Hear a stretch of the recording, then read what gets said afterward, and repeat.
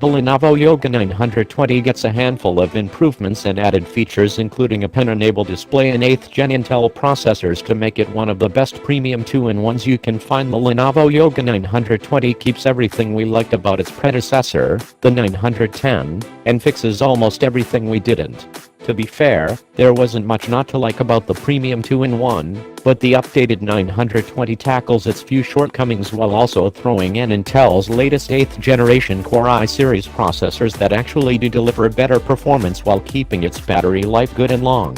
The 920 currently starts at around $1,330, £1,350 in the UK and $1,999 in Australia direct from Lenovo.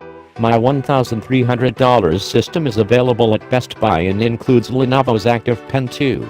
That's not cheap, and a chunk of the cost goes for the slim, attractive design. If you care more about components than looks, there are less expensive options such as the Yoga 720 or Dell's Inspire 13 7000 2-in-1 that will get you more memory and storage for your money. But if you're cool with the price, the 920 doesn't disappoint.